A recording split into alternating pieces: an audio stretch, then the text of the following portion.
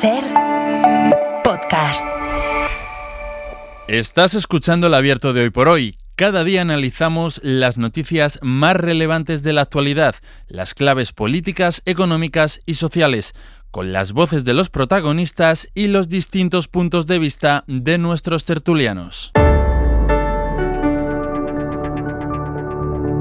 Tiempo para el análisis, tiempo para el abierto. Estamos a martes. Hay mucha cosa de la actualidad política nacional después del resultado de las elecciones en Castilla y León y ese arreón a las negociaciones entre el Partido Popular y Vox para no solo configurar el gobierno de esta última comunidad que ha celebrado elecciones autonómicas, sino también los gobiernos de Extremadura y de Aragón que siguen bloqueados. Hay mucha actualidad internacional. La guerra en Oriente Medio sigue abierta y extendiéndose, y la presión de Estados Unidos para que los aliados de la OTAN le acompañen en la vigilancia del estrecho de Hormuz, con el no que ya ha recibido por parte de los socios europeos. Y se abre un nuevo frente, porque dice Donald Trump que sería un honor tomar Cuba. Vamos a ir despacito con todo ello. Primero saludo a los analistas de esta mañana. Carlos Sánchez, ¿qué tal? Muy buenos días. Muy buenos días. Estefanía Molina, muy buenos días. Muy buenos días. Y Josep Ramoneda, buen día, buenos días. Hola, buen día, buenos días. Pero no voy a empezar por nada de lo que os he dicho. Vamos a empezar por unas declaraciones de ayer del rey Felipe VI, reconociendo que hubo controversias éticas y mucho abuso durante la conquista de América. Son unas declaraciones que han llamado la atención y que además ha distribuido la propia Casa Real. Dice que también había intención de proteger a los indígenas, pero reconoce lo que pasó. Lo dijo durante la visita a una exposición que organizó el Ministerio de Exteriores español y la Secretaría de Cultura del Gobierno mexicano. Son las primeras declaraciones sobre esta cuestión desde que se abrió aquella crisis, cuando López Obrador, que entonces era presidente de México, le exigió al rey que pidiera perdón por la conquista y él optó por no responder. El gesto se produce a menos de 8 meses, además de que se celebre en Madrid la cumbre iberoamericana de jefes de Estado y de Gobierno, en la que el rey evidentemente va a ser el anfitrión. Escuchen sus palabras. Hay cosas que luego, cuando las estudiamos, las conocemos, y dices, bueno, pues en nuestro criterio de hoy en día, con nuestros valores, pues obviamente no pueden hacernos sentirnos orgullosos, pero hay que conocerlos, y en su justo contexto, no con excesivo presentismo moral, sino con un análisis objetivo y riguroso, y sacar lecciones, porque también ha habido luchas, controversias morales y éticas en cuanto a cómo se ejerce el poder desde el primer día. Es decir, los propios reyes católicos, la reina Isabel, ¿no?, con sus directrices, las leyes indias, todo el proceso legislativo, hay un afán de protección que luego, pues, la realidad hace que no se cumpla como se pretende, y hay mucho abuso, y también, como decía antes, ¿no?, valorar el hecho de que de ese conocimiento, pues, nos apreciaremos más.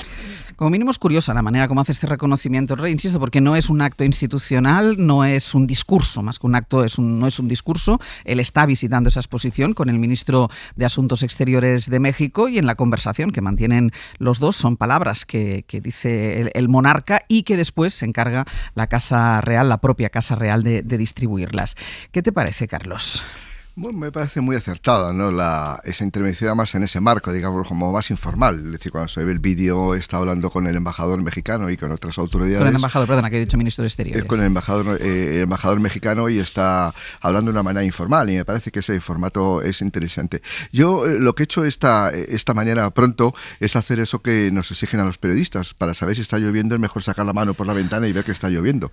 Y hoy he leído los dos principales, o de los principales periódicos mexicanos, y prácticamente es irrelevante la noticia. Hemos estado buscando también nosotros por a ver qué reacción había, y aparece como noticia de agencia perdida en el resto de informaciones. Tanto en Excelsior como en Reforma, que son periódicos muy importantes, pues no es irrelevante esa noticia. Lo que sugiere que yo, cuando López Obrador polemizó con este asunto, pues tenía un interés más político que real, porque le interesa a la sociedad mexicana. No creo que esté en su agenda de preocupaciones. Le preocupa mucho más la guerra, por supuesto, de Estrecho de Hormuz, Hormuz y le preocupa mucho más las relaciones que con Estados Unidos, que es su gran asunto en términos geopolíticos y económicos. Por lo tanto, yo creo que todo lo que sea pues aclarar lo que pasó en aquellos años, de primeros años de la colonización, o el descubrimiento, como se quiere llamar, no quiero polemizar con eso, pero me interesa una frase que ha dicho el rey, que es el no jugar estas cosas con presentismo. Eso, intentar proyectar lo que pasó hace 500 años a nuestra realidad, es verdaderamente absurdo, y eso habitualmente se hace en historia. Josep, ¿qué te parecen estas palabras? Primero, que es mejor tarde que nunca, ¿no? Sí. Ya hacía demasiado tiempo, demasiados siglos, como para que esto no llegara, lo que me parece que es una obviedad, ¿no? Pero me ha sorprendido la naturalidad con lo que lo ha expresado Felipe VI, bueno, como si narrara a unos amigos un cuento del que tenía conocimiento, ¿no? Y sobre todo lo que me gustaría saber es por qué en este momento estaba pactado con alguien, lo sabía, por ejemplo, el gobierno de que esto ocurriría, ha sido una iniciativa de Felipe VI a su aire.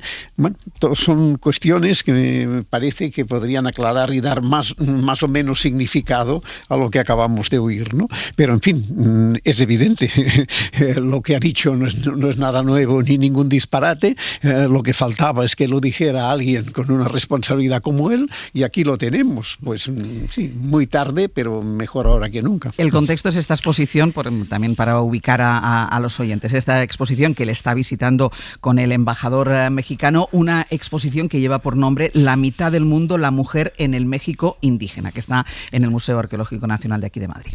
Sí, yo estoy de acuerdo con lo que se ha dicho. A ver, el rey es el primer diplomático de este país, es nuestra máxima representación, y creo que en tanto en cuanto eso ya tiene un criterio y una capacidad de expresar un posicionamiento que se ha ajustado a la realidad. No ha dicho ninguna barbaridad. Ha dicho que el pasado no se puede leer a menudo con los ojos del presente. El presente tiene unas lógicas y unos valores morales que hace 300, 400, 2000 años la sociedad tenía otros. Pero yo sí creo que al final el rey se ha convertido, y esto ya lo sabemos, en pieza de caza mayor para una parte de la ultraderecha, que es que cualquier cosa que diga, más si tiene que ver con cuestiones de España, se pone mucho el foco ahí, porque sabemos que hay una parte de la ultraderecha, una parte digo, no creo que sea toda, pero muy incómoda con que el rey cumpla sus funciones constitucionales, con que firme los indultos, con que firme la amnistía, como si pudiera no hacer lo contrario. No, el enfado es curioso, como si pudiera no hacer lo contrario. Y a partir de ahí se deriva todo eso. Y también hemos visto campañas en redes, incluso de bulos, diciendo que los reyes no habían felicitado la Navidad. Y no hacía falta más que ir a la web de la Casa Real para ver que habían felicitado la Navidad. Yo creo que el rey se ha convertido en esa pieza de caza mayor para una parte del reaccionarismo, por eso mismo, porque impone una legalidad, y aparte porque es como la última cúspide de un sistema de bipartidismo que hay en España, ¿no? De dos grandes partidos, donde hay otro partido, que yo creo que es Vox, que le gustaría que eso se acabara de algún modo, y un nuevo orden constitucional, una especie de nuevo régimen o de reforma constitucional, donde a partir de ahí sería la posibilidad para que un partido de fuera de estos consensos, de este sistema, de este orden constitucional, pudiera a lo mejor ganar las elecciones e imponer otros criterios. Pero para mí que básicamente es eso, ¿no?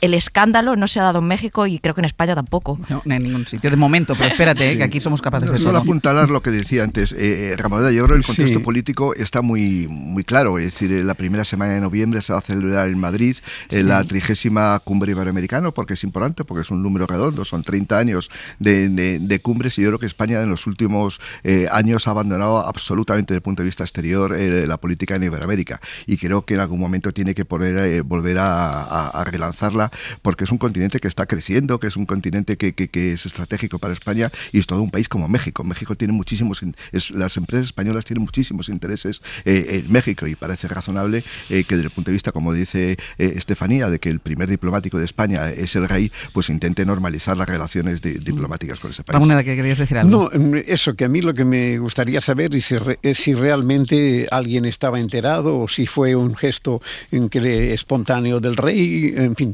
me gustaría saber. Suena a influencia en Moncloa. Suena preparado, suena preparado. Por eso digo. Y por el hecho de que además es la propia Casa Real quien después lo hace saber, porque si era una conversación privada, un mudo que se llama, podían no haberlo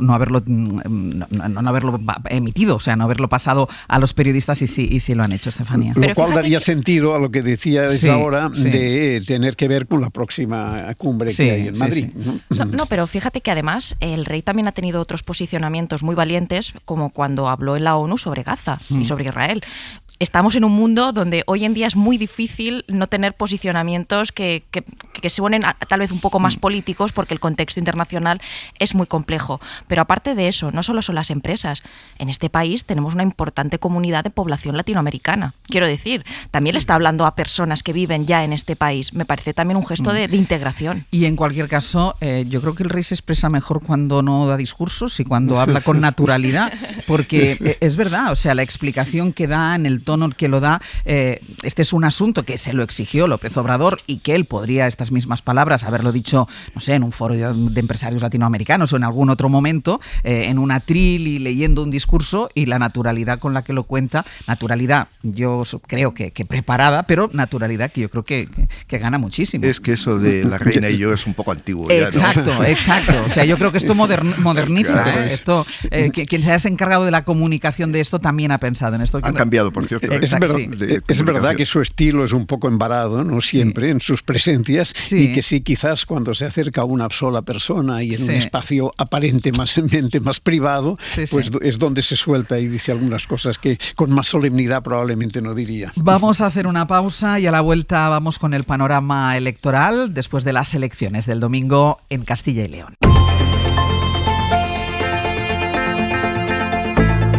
El Abierto. Ser Podcast. En el Abierto, Carlos Sánchez, Estefanía Molina y Josep Ramoneda. Vamos con las consecuencias, todo lo que se está moviendo después de las elecciones de este domingo en Castilla y León. Elecciones que ganó, además como un resultado, el Partido Popular, mejor que en los dos comicios anteriores en Extremadura y en Aragón, que subió Vox, pero no tanto como ellos se esperaban, incluso lo que vaticinaban las encuestas, y después el Partido Socialista, que consiguió parar al menos la sangría en esta comunidad autónoma a la espera de lo que pueda pasar en Andalucía. Vamos a ir por partes, porque la primera pregunta que nos hacíamos esta mañana a las 8, teniendo en cuenta que siguen los gobiernos bloqueados tanto de Aragón como de Extremadura, y con el resultado de Castilla y León, que el PP sigue necesitando a Vox para poder gobernar, la gran pregunta es cómo queda Alberto Núñez Feijóo, y la conclusión es que Alberto Núñez Feijóo queda otra vez atado a la ultraderecha, atado a Vox. Así que Feijóo, visto lo visto, le ha dicho a Vox que ya basta. Está intentando presionar a la ultraderecha para que faciliten la formación de un gobierno, no solo en la última comunidad que ha celebrado elecciones, sino también en las dos anteriores. Julia Molina, buenos días. ¿Qué tal, Ángels? Buenos días. Está incluso el Partido Popular dispuesta a asumir parte del argumentario de los ultras.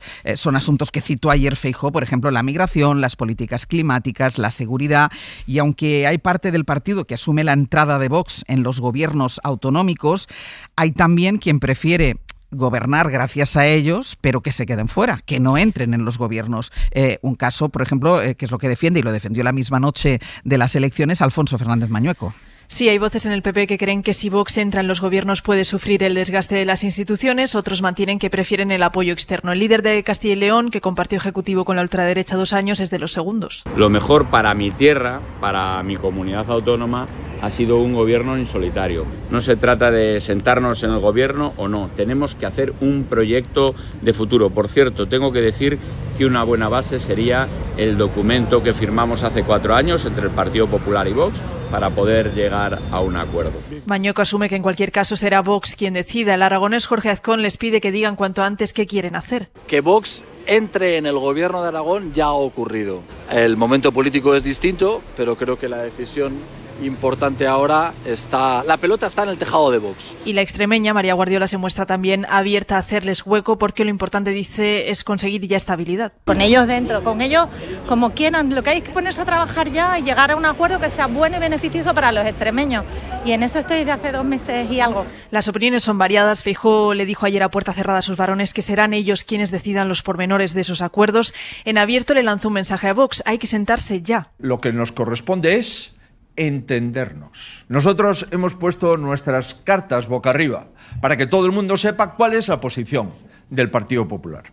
Hoy nadie conoce ninguna objeción de fondo a esas líneas por parte de Vox. Ninguna. Nadie ha dado razones para bloquear. Solo se han puesto excusas y creo que ya está bien. Pedía también el líder del PP ayer que la precampaña andaluza no influya en estas mesas de negociación.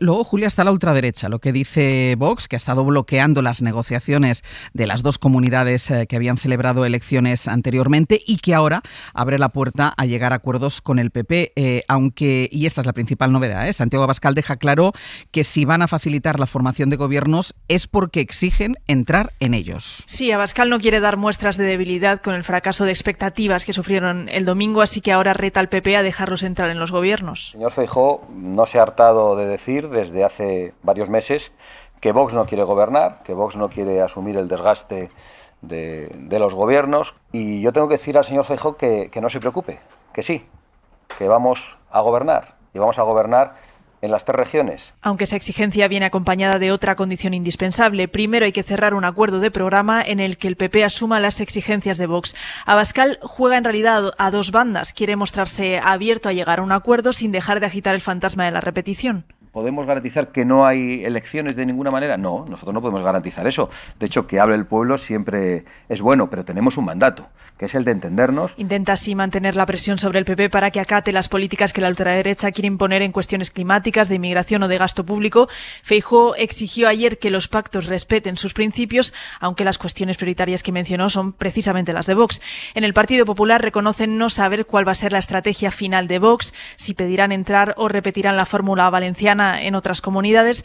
Desde la ultraderecha no descartan pactos asimétricos en cada región, es decir, entrar en unos gobiernos y apoyar desde fuera a otros. Julia, gracias. A vosotros. Parece que ahora ya no tiene tan claro Abascal forzar elecciones en algunas comunidades autónomas. Vamos a negociar, dice, y por respecto a lo que hace Feijóo, Ramoneda, ya es fuera caretas y fuera todo, lo que ellos quieran. Venga, hablemos, pero acabemos con esto. ¿Qué queréis? ¿Queréis sillones? Sillones. Además de sillones, agenda, que esto es lo prioritario para Vox. Para mí esto es lo más importante. No se ha acabado el tabú de la extrema derecha. Es decir, el PP ya da por hecho que estos pues los necesitan y que están dispuestos a lo que sea. Y esto me parece que es un cambio significativo. Es decir, ya se asume como posible trabajar y gobernar conjuntamente con la extrema derecha. Esta es la cuestión principal. Y tengo la sensación de que Vox tiene motivos para hacerse rogar y para poner exigencias y para subir el listón a Feijóo, que ha pasado con mucha alegría de una posición a la otra, sencillamente porque necesita los números, ¿no? Por tanto, la primera novedad es que la extrema derecha ya está blanqueada por la derecha en este país y el tabú se ha terminado. Ya sabíamos que era más simbólico que real, sí, pero se ha terminado.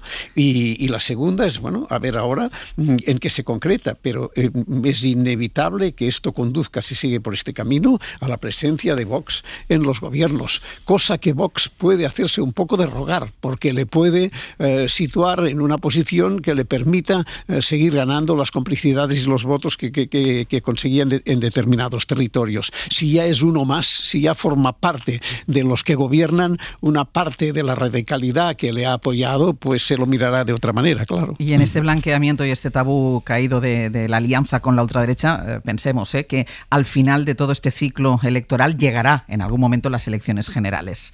Estefanía. Sí, a ver, yo creo que Vox hasta ahora, como decía Ramoneda, parte de su estrategia era crecer a lomos de la ambigüedad. Por eso se salieron de los gobiernos del PP, un poco para absorber el voto protesta. Ha ido dando tumbos en los últimos meses porque yo creo que quería dejar todos los escenarios abiertos hasta que no pasaran las elecciones de Extremadura, Castilla y León y Aragón. Pero ahora se está dando algo curioso y es preguntarse por qué Vox cree o ve interés en entrar en los gobiernos. Yo creo que no va a ser un cheque en blanco. Si entran, van a condicionar muchísimo que se cumplan los programas que acuerden y en tal caso seguramente se irán. No será extraño verlos nuevamente salir. Pero yo creo que la guerra, el contexto internacional y el impacto económico que está teniendo en este país impone un pequeño cambio. Si al final Vox ha perdido 3 escaños por la irrupción de un partido como Alvise, yo creo que incluso en la competición en la ultraderecha, el hecho de demostrar cierta utilidad a tu electorado, es decir, la necesidad de demostrar algún hito de gestión, se vuelve importante. Insisto, es el contexto de la guerra, no solo es la guerra de Pedro Sánchez, de los efectos económicos para la población. Es que en la derecha, allí donde se gobierna, también hay que ofrecer algún hito de gestión. Esto cambia todo, de pasar de ser el partido protesta a la única forma tal vez de demostrar esa mayor utilidad frente a... No creo que Alvise vaya a ser una cosa de muy largo recorrido en este país, pero ya te ha fastidiado 3 escaños a Vox. Pero yo creo que es la única diferencia ahí que pueden marcar las consecuencias económicas de la guerra, ese efecto repliegue. Y luego creo que en el lado del centro derecha o de la opinión pública del PP en este país son demasiado optimistas cuando creen que Castilla y León ya ha frenado a Vox. Esto no es cierto. Uno, por lo que estoy diciendo, hay 3 escaños que se han ido al PSOE por unos pocos votos de Alvise, 17.000 votos. No son muchos, pero han impedido 3 escaños. Y luego también es su mejor porcentaje de voto de todas las elecciones donde se han presentado. Partida de muy alto, además. En una comunidad, y esto es lo más importante, que creo que es la más envejecida de España prácticamente. Por tanto, un voto tendiente de forma estructural al bipartidismo.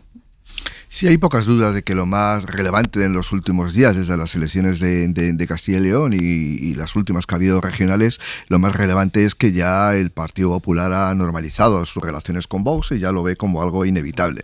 Yo creo que esto es importante porque durante algún tiempo, y eso todos lo sabemos, se especuló con la idea de que probablemente los 2 grandes partidos podrían llegar a acuerdos, aunque sin entrar en gobiernos, pero por lo menos una cierta colaboración para evitar eso que se ha llamado pues eso, el auge de la ultraderecha. Los cordones sanitarios han desaparecido en España ya, cosa que no ocurre en Francia o en otros países donde realmente los partidos de centro derecha, los partidos conservadores, pues no quieren saber nada de la ultraderecha. Yo creo que en España ya quieren saber, lo tenemos ya clarísimo eso. Pero luego el tema de la utilidad que decía Estefanía, yo creo que Vox ahora tiene un problema de que es un partido ya adulto, ya se ha consolidado como el tercer partido y ahora tiene que decidir su futuro. Vox ha crecido en los últimos años básicamente desde las primeras elecciones andaluzas hace, creo que no recordar, 6 o 7 años, cuando irrumpió por primera vez en un parlamento regional, ha crecido con un discurso clave, estratégico, que es que los corruptos partidos que han llevado el bipartidismo desde el año 77, pues han llevado a este país al desastre. Y entonces ese es el discurso que han construido. Entonces uno, lógicamente, se pregunta, si ahora gobierna con el Partido Popular, se acaba ese discurso. Yo creo que eso es muy importante para Vox y yo creo que dentro en el seno del Partido Abascal va a haber un gran debate sobre eso, porque se les acaba el discurso. Es decir, ya cuando están gobernando, de hecho, cuando se salieron de los gobiernos autonómicos en Murcia, en Castilla y León y demás, lo que les ha dado alas al crecimiento es precisamente ese discurso. Y ya si están ahora, porque además se dice Abascal que realmente quieren gobernar, significa que van a estar dentro de los gobiernos. Eso yo creo que va a generar mucha tendencia, mucha tensión dentro de Vox y es probable que incluso alimente a formaciones como la de Alvise. Estefanía. Sí, yo creo... Voy contigo, Josep. Primero Estefanía. Pero fíjate que yo creo que hoy la competición de Vox ya no es tanto contra el PP, sino ellos también han ido encontrando nuevos nichos de voto. Cuando hacen este giro llamado obrerista, lepenista, falangista, eso de algún modo... Es más mediático que otra cosa. Sí, pero fíjate, decir, no del todo. Mira, fíjate que en Extremadura ya vimos que estaba llegando a colectivos, por ejemplo, España Rural, etcétera, que a lo mejor en algún momento, no te digo una sensibilidad de izquierdas, pero podrían haber sido colectivos que a lomos de esa sensación de abandono o precariedad podrían haber simpatizado más con esas ideas.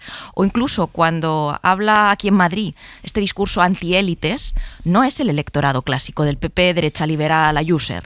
Es otra lógica de las cosas. Yo creo que ellos están construyendo nuevas lógicas, que no quiere decir que sea el voto de la izquierda, pues eso sería muy excesivo, esto no es Francia, pero sí que creo que son nuevos marcos de pensamiento que están calando en la derecha. Yo creo que ellos ahora su competición es con Alvise, porque son pocos votos, pero quitan escaños. Y luego el PP, yo creo que le quiere hacer el abrazo del oso como un poco Pedro Sánchez le hizo a Podemos. Es decir, si tú lo metes en el gobierno, lo expones y lo desgastas. Y yo creo que eso es lo que está buscando el PP ahora mismo. Josep.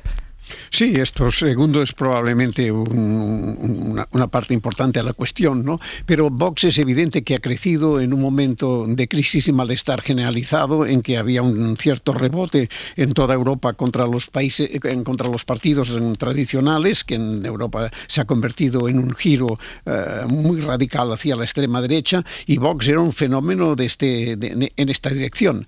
Bueno, ahora se encuentra en un momento en que o sigue sirviendo para acaparar el malestar de determinados sectores, y además con un discurso agresivo y que pone en cuestión muchísimas cosas, que es lo que a veces a la gente le gusta oír en momentos de desesperación, aunque después se cansen de ello, le implica en una situación de gobierno que le puede desdibujar rápidamente. Por eso yo creo que todo esto no está escrito todavía. Es decir, Vox ha ganado reconocimiento, esto no hay ninguna duda. El PP se tiene, que plegar ante él, le necesita, pero esto no quiere decir que Vox se pueda sentir cómodo en esta situación y que le favorezca, y por tanto no está claro los registros en los que se va a mover. Es decir, puede seguir jugando a tirar por un lado y a hacerse imprescindible por el otro, ¿no?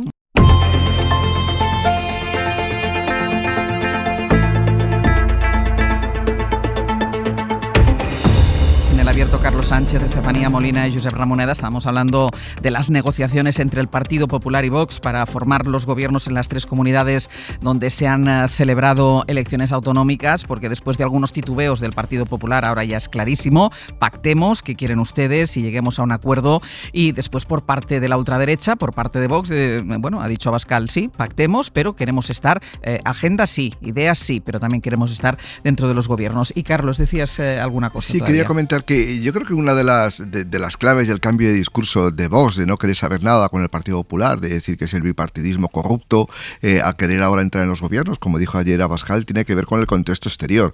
Ha sido Donald Trump el que aupó a toda la extrema derecha europea, con visitas incluso de sus colaboradores, asistentes, asesores, con Alemania fundamentalmente, la FD, Farage en el Reino Unido. Se ha hecho una política exterior, digamos, esa diplomacia antisistema que ha fomentado Donald Trump desde el año 2016, ese primer mandato. Yo creo que ha cambiado el contexto exterior, porque ahora mismo esos obreros que decía antes Estefanía están sufriendo los costes de una política exterior absolutamente enloquecida por parte de la Casa Blanca. Y el gasoil más alto. Claro, tú no puedes ir con un discurso de que apoyas a los obreros y cuando está subiendo la gasolina, cuando está subiendo el gas, cuando tienes la inflación va a crecer y tienes mucha incertidumbre económica. Es decir, yo creo que eso explica en buena medida, o por lo menos en parte, el que Vox haya, digamos, girado en su estrategia. Ahora Trump subieron gracias a Donald Trump y a su política exterior antisistema, y ahora justamente es lo contrario. Ahora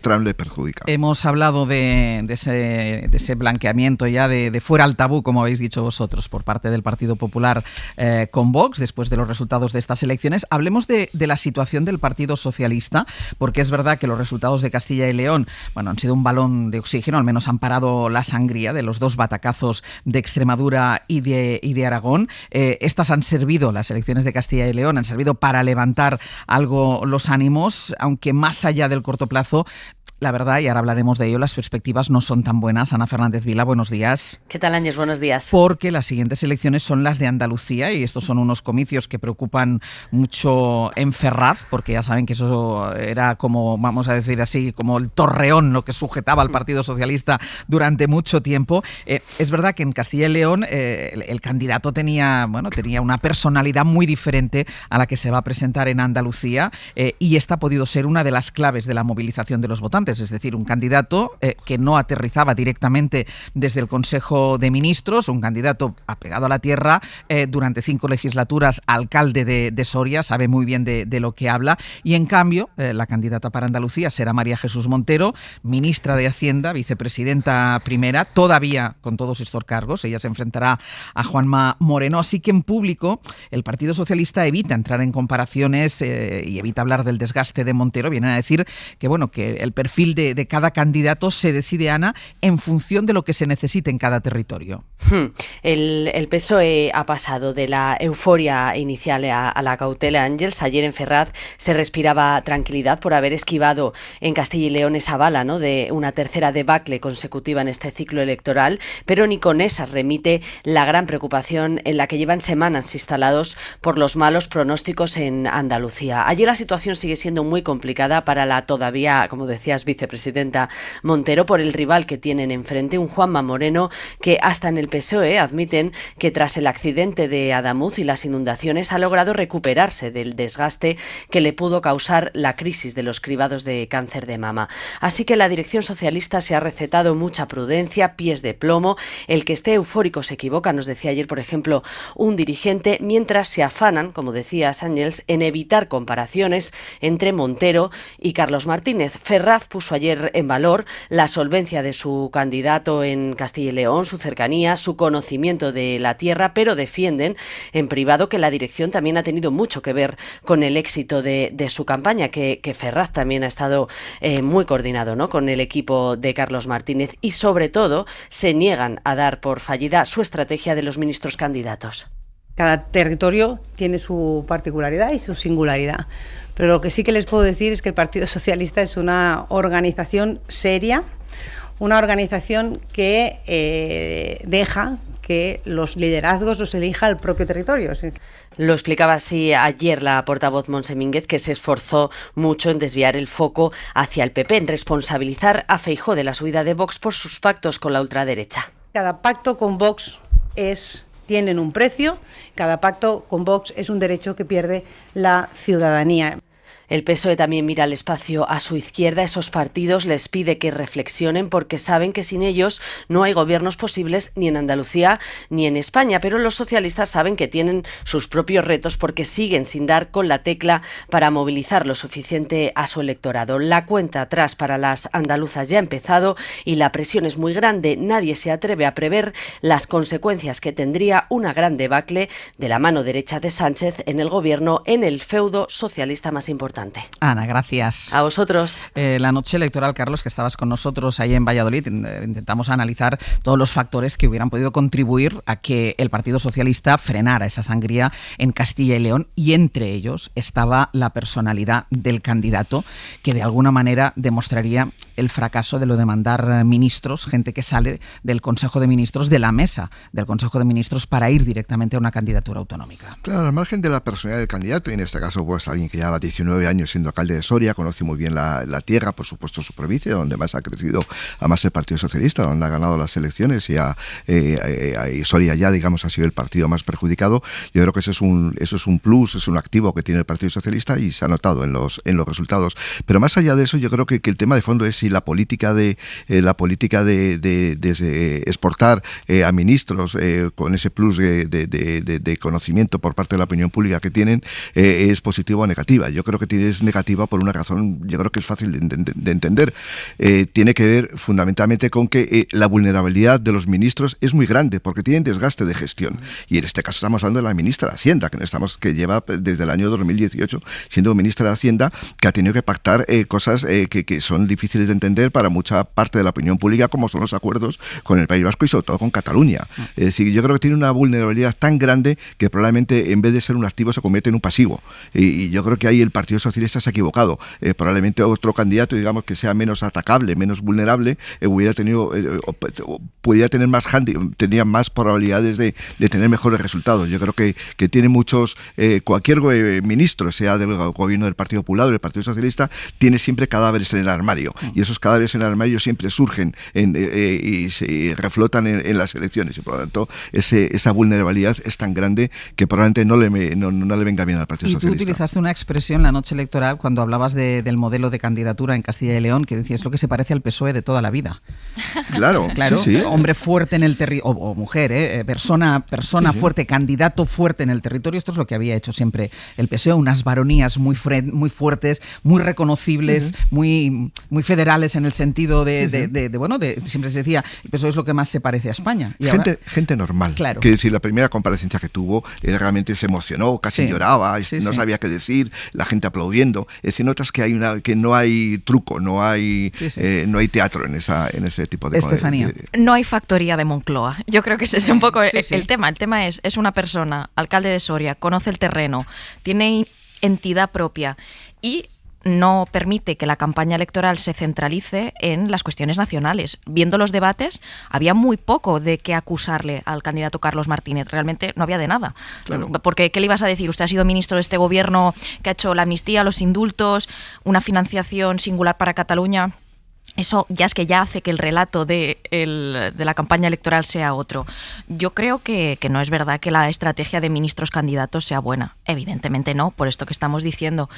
Y de hecho, yo creo que la supervivencia del PSOE a largo plazo debería ser ya ir reconstruyendo ese modelo de baronías años 80, de personalidad propia, de otros temas de los que hablar, de centrarse mucho más en las cuestiones de la comunidad autónoma. Hoy el PP es fuerte, no por la personalidad de Feijóo, sino porque tiene varones muy diferenciados que en cada territorio hacen el discurso de su territorio. Hoy el PP es lo más parecido a aquel PSOE federal de antaño, y ahí su fortaleza. Pasa que Pedro Sánchez ha querido construir un partido mucho más presidencial, quitándole poder a los varones y dirigiendo las campañas con asuntos nacionales. Ahora bien, hay un asunto nacional que sí que le ha venido, yo creo, bien al PSOE, y es el no a la guerra. Es decir, creo que eso es lo que ha permitido no el crecimiento del PSOE en sí mismo, sino el comerse a sus rivales a la izquierda, que creo que es lo que quiere hacer Pedro Sánchez en unas generales. Yo creo que Pedro Sánchez probablemente y su gabinete ya asumen, como asume la mayoría de gente, que para unas siguientes elecciones el espacio a la izquierda del PSOE ha languidecido, por no decir algo peor, ¿no? Está muertecino. Y por eso se está intentando reconstruir, evidentemente. Pero el PSOE, su supervivencia o mantenerse por encima de 100 escaños, 120, 130, va a ser si se come esos partidos. Lo hemos visto en las estrategias como las refriegas con los tecnoligarcas, el no a la guerra, que moviliza mucho de ese voto de transversal, antibelicista en la izquierda, pues sus posicionamientos contundentes con la guerra en Gaza y otras tantas cuestiones. Para mí esa estrategia del no a la guerra es lo que busca comerse a Sumar y a Podemos, y creo que eso sí le ha salido bien en este caso. Estábamos analizando el resultado electoral del Partido Socialista y la conclusión de que un candidato que no salga del gobierno le favorece a los socialistas, y como le favorece también ese no a la guerra, que decía Estefanía, que lo que hace es bloquear a los partidos que tiene a su izquierda. Josep, que no te habíamos escuchado. Sí, no, vamos, la primera cuestión que me parece en este momento clarísima, el PSOE en este momento todo su capital está en el presidente. En este momento no hay otro capital que el que emane de los gestos, de la estrategia que en este momento el presidente está desarrollando. Y esto me parece que es una cuestión fundamental porque además tiene implicaciones en muchas direcciones. ¿Qué es lo que ha captado el presidente? Y por eso yo creo que para el PSOE las elecciones más importantes sean unas generales, y por eso siempre tendremos la duda de si en algún momento puede ser que se anticipen por interés de Pedro Sánchez. Pedro Sánchez ha dibujado una figura que en este momento no existe en Europa, que es la figura del líder socialdemócrata. La socialdemocracia se ha desdibujado totalmente y él está intentando recuperar este terreno tanto en el campo internacional como en el campo nacional.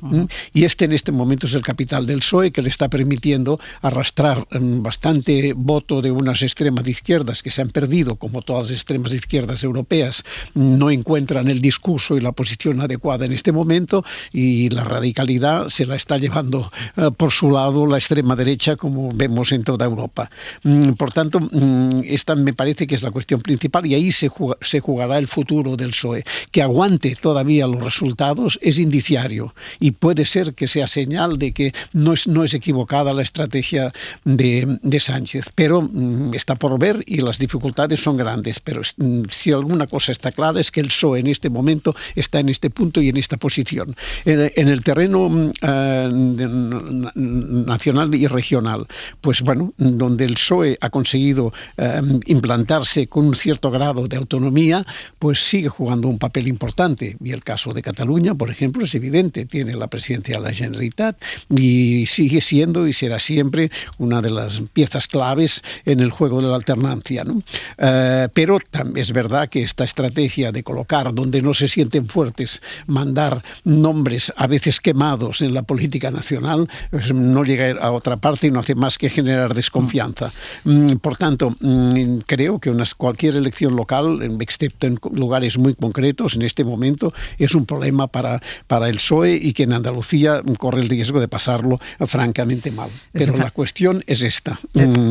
¿Hasta dónde nos lleva Pedro Sánchez? A Estefanía. Es que fíjate, yo estoy de acuerdo. Pedro Sánchez es su principal activo porque el objetivo yo creo que es, ya se asume que los territorios van a ser sacrificados. No hay donde rascar bola más allá de Cataluña.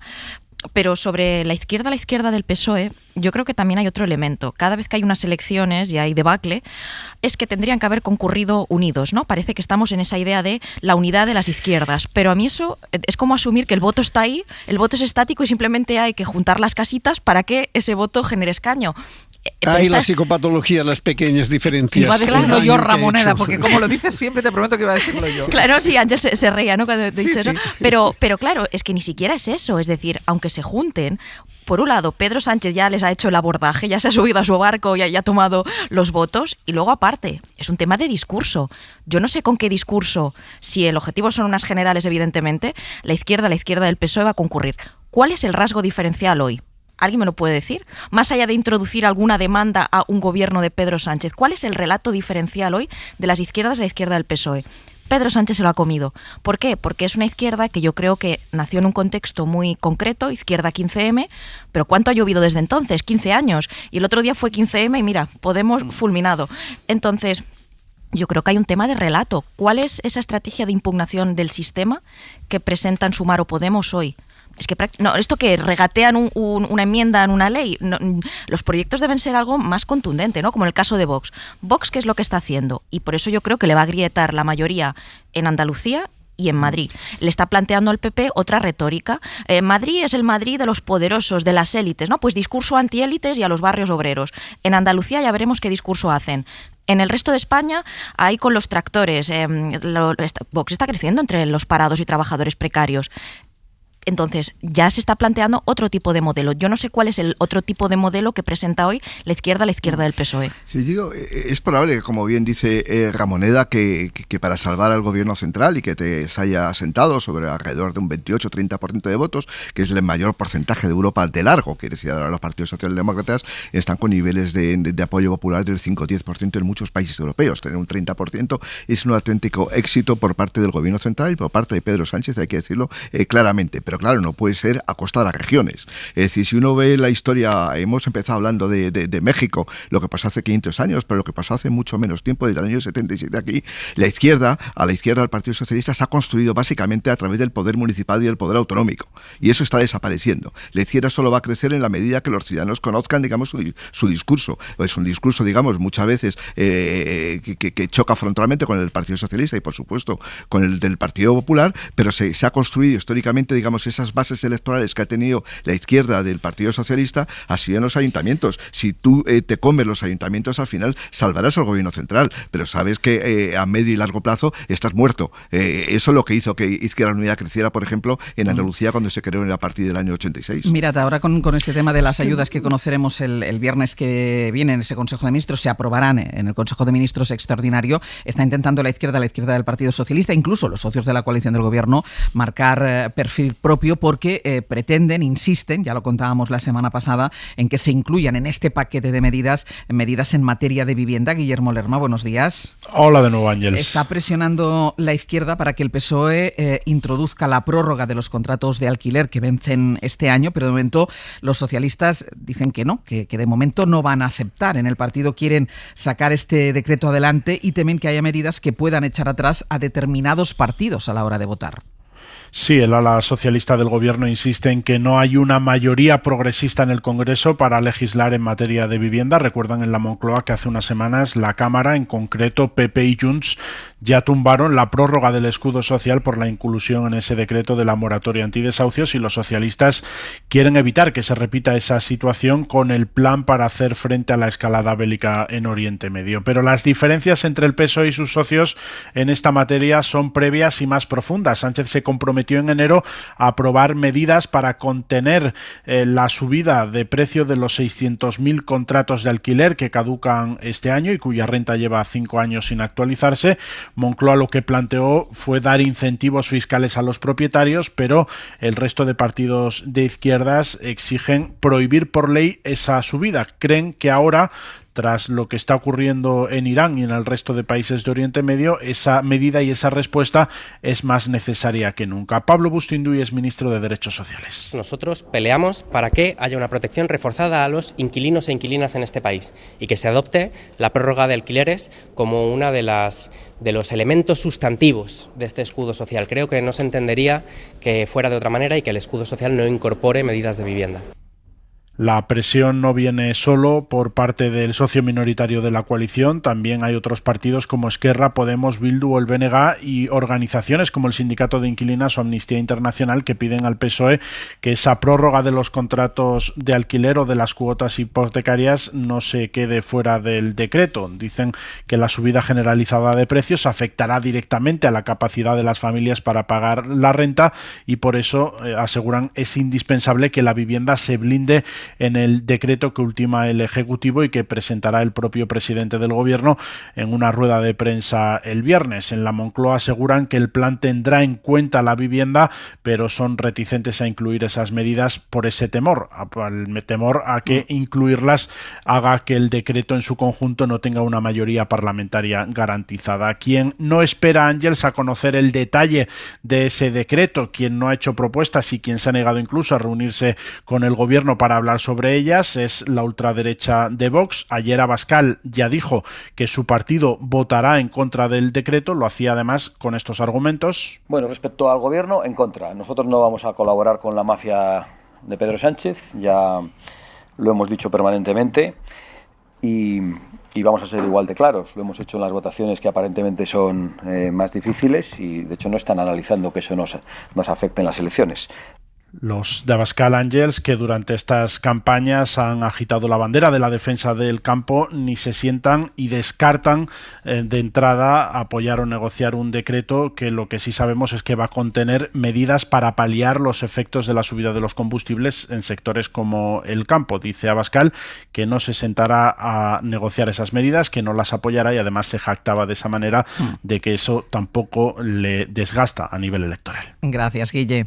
Hasta luego. No le desgasta hasta ahora, decía antes Estefanía, que a lo mejor empieza a desgastarle a partir de ahora. Esto me lleva a hablar ya de la actualidad en la guerra de Oriente Próximo, porque estas medidas de las que estamos hablando son las medidas que va a presentar el Gobierno y que va a intentar sacar adelante para paliar los efectos económicos de la guerra en Oriente Próximo. Vamos con la última de Donald Trump, porque desde ayer les estamos contando esa nueva petición de Donald Trump que exigió primero a la OTAN que se pusiera a su servicio y después se lo pidió a la Unión Europea. El presidente de los Estados Unidos le exigió a Europa que le ayude a despejar en los servicios de vigilancia y de escolta al tráfico por el estrecho de Hormuz para intentar sortear las consecuencias que sufren los europeos por la guerra que ha iniciado, esa guerra ilegal que ha iniciado Donald Trump junto con Benjamin Netanyahu. Les crea problemas y le exige la solución. Es decir, le crea un problema al resto del mundo, le crea un problema a Europa y luego le pide que le ayude a solucionarlo. Bueno, estas contradicciones van generando ya más respuestas en una Europa, parece desde ayer algo menos tímida, y en este sentido fue llamativa la respuesta de Alemania. Corresponsal en Berlín, Carmen Viñas, buenos días. Hola, buenos días, Ángels. Porque recordemos que el canciller alemán Friedrich Merz recibió hace muy poco muchas críticas, no solo de España, también de fuera, por su silencio ante Trump cuando éste amenazó, por ejemplo, a un socio como España. Se le interpretó como cómplice de Estados Unidos, pero ayer dijo algo muy distinto para responder a esta petición de ayuda que lanzó Donald Trump. Rechazó darle esta ayuda y su ministro de Defensa lo resumió de esta manera tan gráfica: esta no es nuestra guerra. Sí, Alemania rechaza ahora rotundamente las peticiones de Trump. El canciller Merz ha aclarado que mientras dure la guerra no va a enviar buques al disputado estrecho de Hormuz para proteger a los petroleros. Und deswegen ist die NATO hier auch überhaupt nicht gefragt. Esta no es una guerra de la OTAN. Desde el primer día he señalado que los riesgos de esta guerra son muy grandes. Por eso, en este caso, no habrá una solución militar, sino política, insistía el cristianodemócrata Merz. Recuerda que la Constitución alemana exige que haya mandato de Naciones Unidas, de la Unión Europea o de la Alianza Atlántica, un requisito que no se da. Wir alle teilen das Ziel, dieses Mullah-Regime zu einem Ende zu bringen. No es nuestra guerra, nosotros no la hemos empezado, insistía el ministro de Exteriores, el socialdemócrata Pistorius. Alemania teme el impacto económico de esta guerra, desconfía de que Estados Unidos e Israel tengan un plan claro para ponerle fin y rechaza que Washington haya suavizado las restricciones a la venta de petróleo ruso, algo que impacta directamente en Ucrania. Carmen, gracias. Hasta luego. La respuesta de Alemania, que resulta sorprendente por lo que les comentábamos, porque hay un cambio de actitud de Friedrich Merz, del canciller, bueno, pues es muy parecida a la respuesta de Europa, de las instituciones europeas, que también parecen haber perdido algo del encogimiento, podríamos decir, ante Trump, que habían manifestado y que habían mostrado hasta ahora. Corresponsal comunitario Enrique García Pozo, buenos días. ¿Qué tal? Buenos días, Ángeles. Incluso Kaja Kallas, que por la mañana decía una cosa, pero ya por la tarde acabó diciendo otra. Visto el rechazo europeo, la jefa de la diplomacia de la Unión declaró: esta no es la guerra de Europa.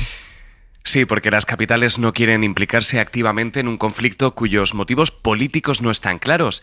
Eso decía ayer la alta representante después de esa reunión en la que pudo constatar que una amplísima mayoría de países no quieren expandir una misión que podría arrastrar a los europeos a la guerra, porque lo que se discutía de fondo era eso, Ángels, no solamente ampliar la misión, que está en la zona desde 2024, hablamos de la misión Aspides bajo el paraguas de la Unión Europea, ampliarla del Mar Rojo al Estrecho de Ormuz, que era lo que estaba proponiendo desde primera hora la alta representante, pero eso llevaba al debate de cambiar su mandato ejecutivo, y esto es importante, es decir, que al igual que esas fragatas que ahora mismo están en la región, en el Mar Rojo, y que tienen el mandato de poder responder a los ataques hutíes, pues hacer lo mismo, poder responder a los ataques iraníes desde el Estrecho de Ormuz, algo que, como decías, han rechazado tajantemente las principales capitales. This is not Europe's war. Europe has no interest in an open-ended Porque war. esta no es nuestra guerra, no es la guerra de Europa, decía Kallas tras escuchar a los países.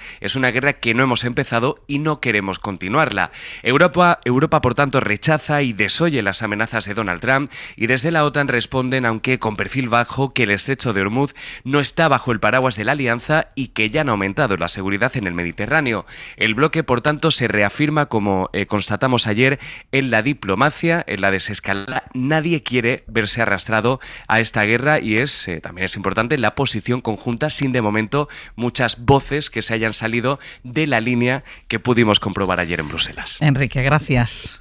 A vosotros. ¿Y cuál ha sido la respuesta de Donald Trump ante esta negativa europea a prestarle apoyo en el Estrecho de Ormuz? Bueno, pues ha sacado su tono más fanfarrón, porque después de haber amenazado, de haberse llevado el portazo de los socios europeos, pues bueno, ahora dice Donald Trump que no pasa nada, que Washington puede ir sola, que puede actuar sola porque son el país más poderoso del mundo. Pablo Morán, buenos días. Hola, Ángels, buenos días. El presidente de Estados Unidos, que critica a los aliados de la OTAN, diciendo que su país siempre ha cumplido, que lleva décadas protegiéndoles, y que no entiende que no se quieran involucrar en una cuestión menor, que es como se refiere él a la cuestión menor, a la misión para desbloquear el Estrecho de Ormuz. Fíjate, una misión que ni es sostenible en el tiempo ni garantizaría al 100% la seguridad del tráfico marítimo por ese paso. Esto lo dice esta mañana en el Financial Times el responsable de la Organización Marítima Mundial. Pero bueno, ya sabemos que a Trump ni le gusta ni está acostumbrado a que le digan que no, así que efectivamente no ha escondido su enfado. 40 years we're protecting you and you don't want to get involved in something that is very minor. Enfado con quienes, según él, se han beneficiado de la protección de Estados Unidos durante 40 años y ahora no acuden a resolver algo menor, en referencia efectivamente a la batalla de Ormuz, que queda fuera del propio mandato de la OTAN. Pero esa no es la lógica de Trump, que combate este sonoro plantón internacional sacando, en fin, una suerte de orgullo herido. We don't need anybody. We're the strongest nation in the world. No necesitamos a nadie, dice, somos la nación más fuerte del mundo, y a veces lanzo este tipo de propuestas para saber cómo va a responder el resto. En este caso es un no a su intento arrastrar a más países a esta guerra que está fracasando y consiguiendo justo lo contrario a lo que se propuso, tal y como señalan algunas fuentes de la inteligencia norteamericana esta mañana al Washington Post. Esas fuentes señalan que el régimen iraní se está reforzando con esta ofensiva, es más, se está reforzando, y es lo más preocupante, en el ala más dura de los ayatolás. Pablo, luego vuelvo contigo y quiero preguntarte por Cuba.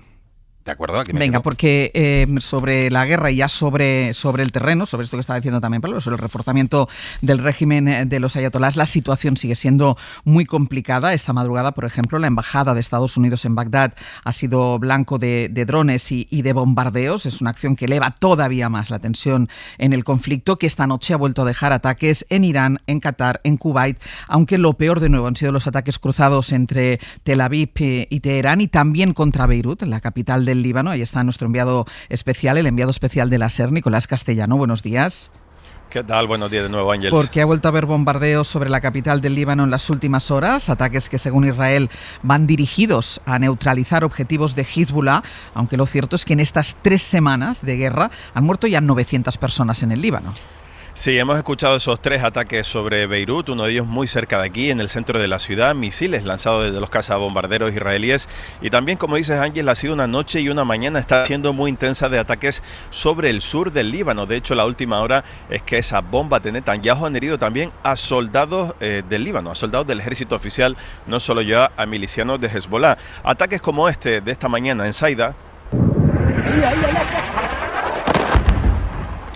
que han destruido un edificio de viviendas entero. De allí está huyendo muchísima gente, como dices, y mientras desde Teherán están respondiendo a todos esos ataques, el portavoz del ejército le ha lanzado ese mensaje a esas declaraciones a las que hacía referencia de Donald Trump en las últimas horas. A message to the President of the United States. The outcome of war cannot be determined by tweets. La guerra no puede ser determinada por los tweets, le dice a Donald Trump en referencia a sus mensajes en las redes sociales. Dice que la guerra se tiene que discernir en el campo de batalla. Como dice, lo más destacado de la madrugada, de nuevo ataques de Irán a media docena de países del Golfo, también ataque a un barco cisterna en el estrecho de Hormuz, y sobre todo vuelven a golpear Bagdad, la capital iraquí, con esos 5 drones que han caído en la embajada de los Estados Unidos. Y de nuevo, Ángels, han caído también misiles y restos de misiles en el centro y en el norte de Israel. Nico, tú has estado con nuevos desplazados forzosos que siguen creciendo de manera imparable. Ahora mismo, de hecho, se calcula que son más del 20% de la población, gente que huye de los ataques de Israel, y te ha contado un médico que son ataques que están causando una mortalidad muy elevada, sin precedentes, por el armamento de guerra que está utilizando Netanyahu. Sí, son 2 cifras ya brutales en apenas 15 días de guerra aquí en el Líbano. Por un lado, más de 900 muertos, por otro, más de 1 millón de desplazados. El 20% de la población, 1 de cada 5 libaneses, son ya desplazados forzosos como Samer.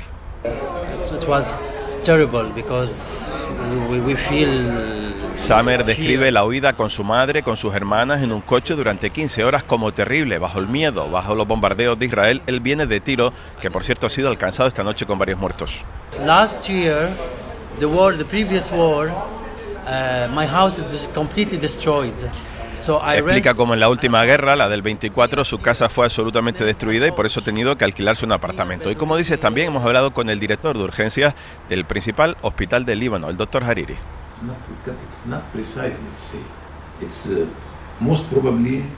Él se llama Fatou, lleva desde el 82 siendo el director de urgencias del hospital, también es forense. Dice que nunca como hasta ahora el índice de mortalidad es tan elevado y que las cifras oficiales, esos 900 muertos, se van a superar.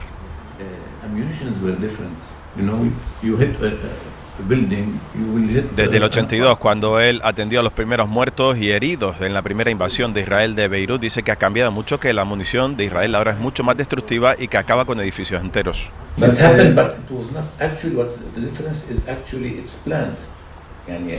Y denuncia Ángels que ahora mismo la gran diferencia con respecto a otras guerras es que Israel está planificando la muerte de los sanitarios, más de 70 en estos 16 días de guerra aquí en Beirut. Estamos muy pendientes también de la última hora, de algunas informaciones de medios israelíes que aseguran que habrían atacado algunos de los puntos estratégicos del régimen en Teherán, afectado incluso posiblemente a algunas de las cabezas visibles del régimen ahora, como Larijani, pero son informaciones que de Teherán de momento no confirman. Pues quedamos pendientes, Nico, de estas confirmaciones. Gracias.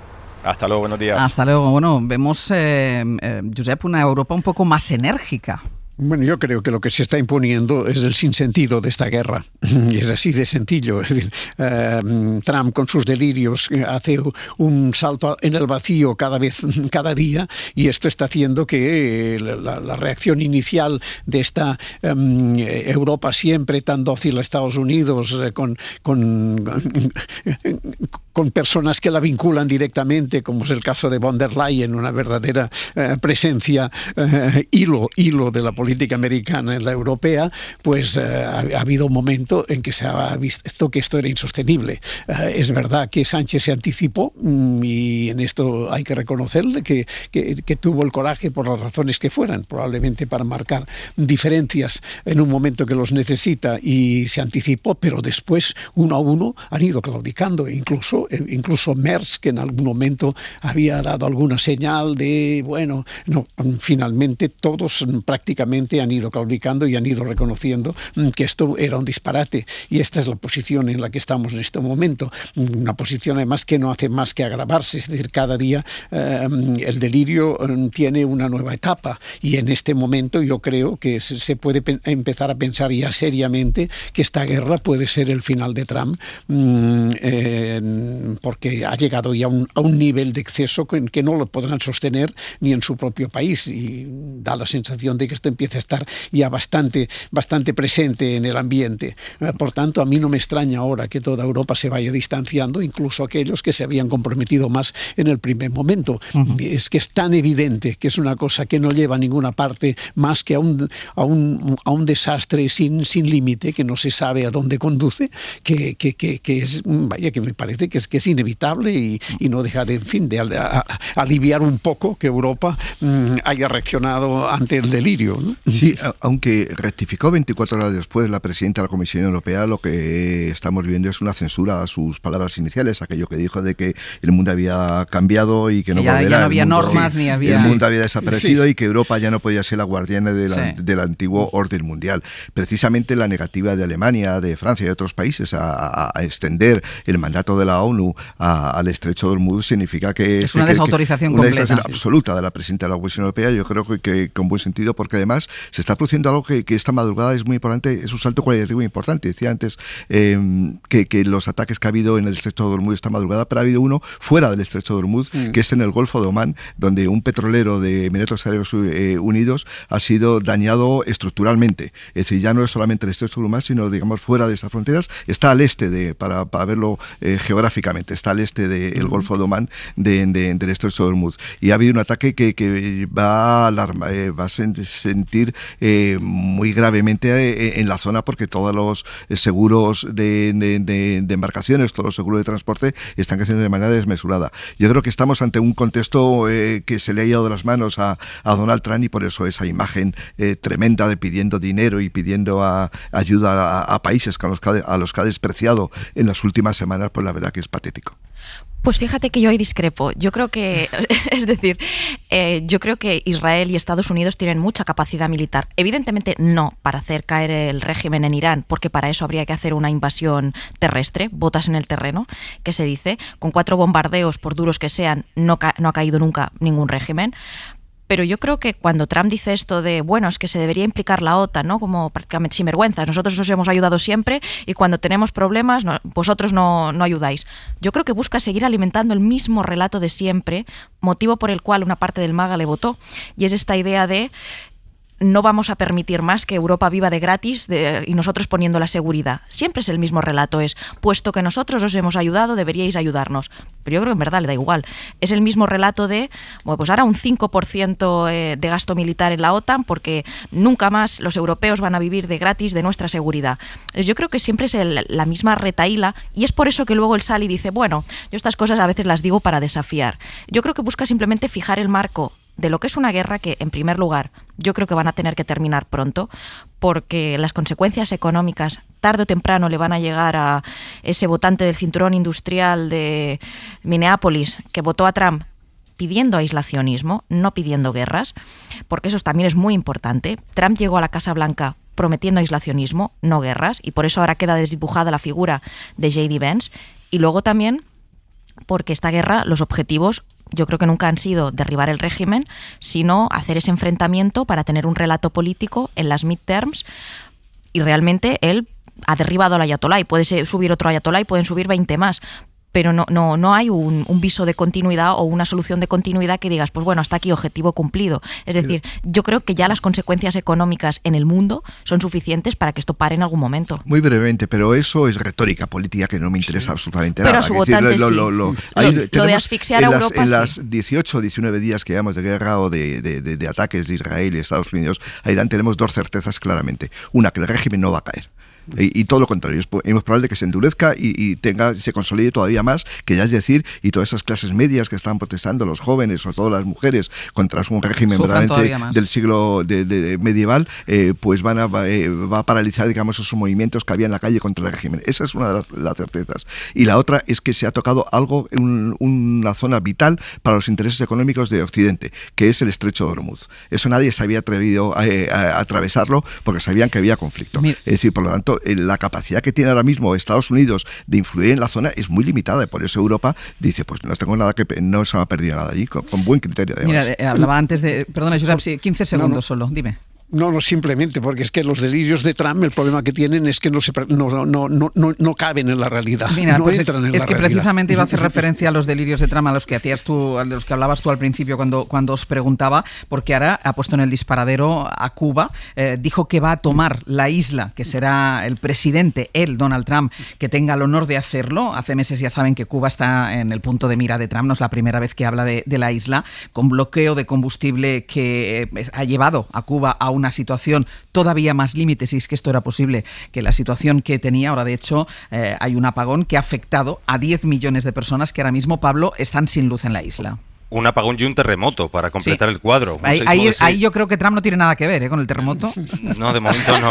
Vale. 6 grados registrados esta madrugada. Sí. Pero bueno, no se conocen de momento consecuencias graves, eso es verdad. Pero bueno, sí que puede ser un prólogo, ¿no?, de ese otro terremoto que puede venir sobre la isla, a la que Trump, con Oriente Medio empantanado, como estamos comentando, ha vuelto a situar convenientemente en el foco con estas palabras. I do believe I'll be having the honor of taking Cuba. Tendré el gran honor de ser el presidente que toma Cuba. Esto lo ha soltado ante la prensa en pleno bloqueo de la isla a la llegada de petróleo, efectivamente, y en plenas negociaciones de su administración con el gobierno cubano. El New York Times afirma que Washington está exigiendo el relevo del presidente Miguel Díaz-Canel y de otros altos cargos del castrismo que quedan allí en La Habana, algo que se podría anunciar en los próximos días, según el diario, en la isla donde la población local expresa abiertamente ya su hartazgo. Sin corriente no se puede trabajar, entonces aquí estamos esperando a que las guaguas vengan. Como oscura, duermo oscura, desayuno oscura, me baño oscura, todo oscuro. Por la cocina de... Hartazgo por ese enésimo apagón del que hablabas y que afecta a 10 millones de personas, ha afectado a 10 millones de personas en las últimas horas, y lo que queda del castrismo pues envía señales para intentar conciliar. Ayer mismo invitó a los exiliados cubanos y a sus descendientes a que inviertan en negocios en la isla. Es un paso relevante con un colectivo tradicionalmente demonizado por el régimen cubano. Pablo, gracias. A ti, hasta luego.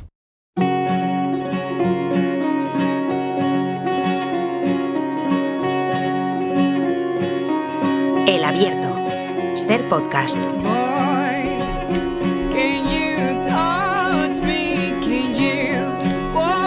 A puntito de terminar El Abierto y a puntito de abrir el magazine, Sergio Castro, Pepe Rubio, buenos días. ¿Qué tal? Buenos días. Mira, hoy vamos a conocer en Comando Norte, no está, por cierto, Nacho Carretero. Nos falta la mitad del comando. Bueno, está Aitana Castaño. Que vale por 2. No, y además que viene acompañada por 3 protagonistas que van a centrar nuestra historia de hoy, de gente que sabe aprovechar las oportunidades. Vamos a conocer la historia de Alex, de Jordi y de Arturo, que se conocieron en un curso para desempleados, un curso que hicieron de stop motion, que es la técnica que simula el movimiento de objetos inanimados o inmóviles mediante una técnica de la secuencia de fotografías consecutivas que crean imagen.